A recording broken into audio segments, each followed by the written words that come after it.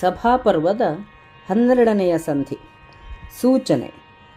ರಾಜಸೂಯ ಕೃತು ಸಮಾಪ್ತಿಯೋಳ ಜನಾರ್ದನ ಮುಖ್ಯರನು ಯಮರಾಜಸುತ ಕಳುಹಿದನು ಹೊಕ್ಕರು ತಮ್ಮ ನಗರಿಗಳ.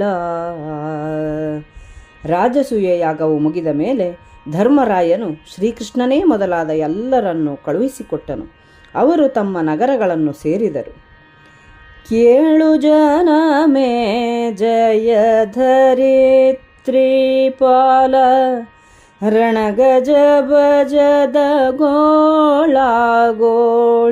ತಣಿತುದು ಹಂತಿಗಟ್ಟಿತು ಮತ್ತೆ ನೃಪನಿಕರ. ಮೇಲಣಂತರ್ವೇದಿಗಳ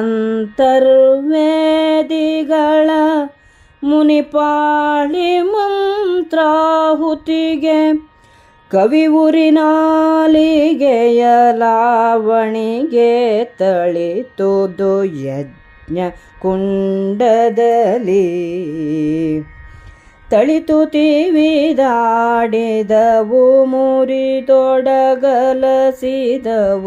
ಹೊಗೆ ಸುತ್ತಿ ಸಿಮಿ ಸಿಮಿ ಮೊಳಗಿ ಹೋದರೆದ್ದವು ಸಗಾಢದಲುಬ್ಬಿ ಭುಗು ಭುಗಿಸಿ. ಸುಳಿ ಸುಳಿದು ಭೋರಂದು ಬಿಗಿದ್ ಅವ್ವಳಿಸಿದವು ಘೃತಧಾರೆಗ್ ಉಚ್ಚಳಿಸಿದವು ಹರಹಿನಲ್ಲಿ ನಾಲಿಗೆ ಹವ್ಯವಾಹನನ.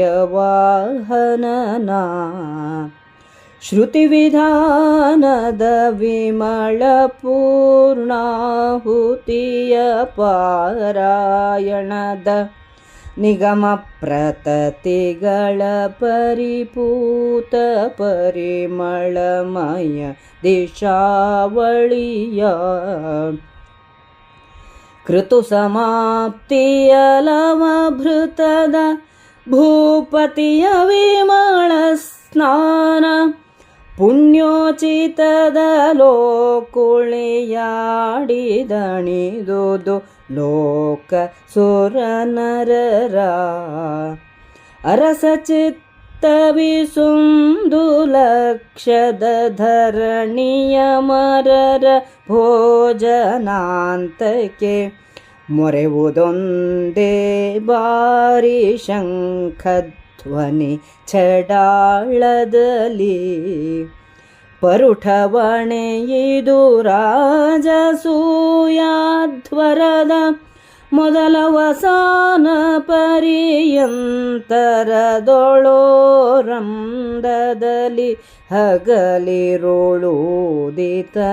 ವರತ. ಏಸು ಲಕ್ಷವದೇಸು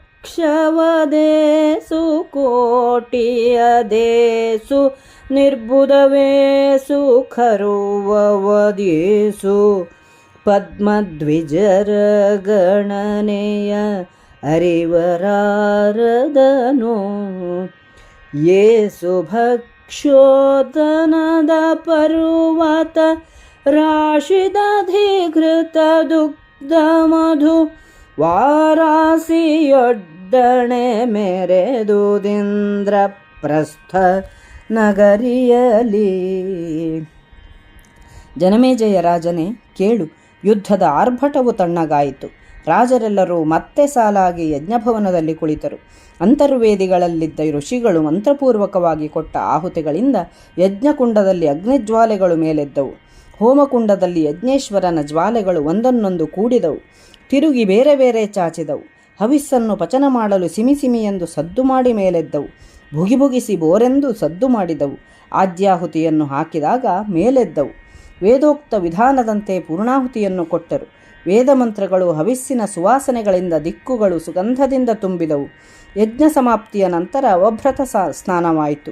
ಓಕುಳಿಯಾಟದಿಂದ ಭೂಲೋಕ ದೇವಲೋಕಗಳು ತಣಿದವು. ರಾಜಸೂಯ ಯಾಗದಲ್ಲಿ 1,00,000 ಬ್ರಾಹ್ಮಣರ ಸಂತರ್ಪಣೆ ಮುಗಿದರೆ 1 ಬಾರಿ ಶಂಖವನ್ನು ಊದುತ್ತಿದ್ದರು. ರಾಜಸೂಯ ಯಾಗ ಆರಂಭವಾಗಿ ಮುಗಿಯುವವರೆಗೆ ಹಗಲು ಇರುಳುಗಳಲ್ಲಿ ಶಂಖನಾದ ಆಗುತ್ತಲೇ ಇತ್ತು. ಇಂದ್ರಪ್ರಸ್ಥದಲ್ಲಿ ಎಷ್ಟು ಲಕ್ಷ ಕೋಟಿ ಅರ್ಬುದ ಖರ್ವ ಪದ್ಮಗಳಷ್ಟು ಬ್ರಾಹ್ಮಣರುಂಡರೋ ಲೆಕ್ಕವನ್ನು ಬಲ್ಲವರಾರು. ಭಕ್ಷ್ಯ ಅನ್ನಗಳ ಪರ್ವತರಾಶಿಗಳು ಕಂಡವು. ಎಷ್ಟು ಹಾಲು ಮೊಸರು ಜೇನುತುಪ್ಪುಗಳ ಸಮುದ್ರಗಳಿದ್ದವೋ ತಿಳಿಯದು.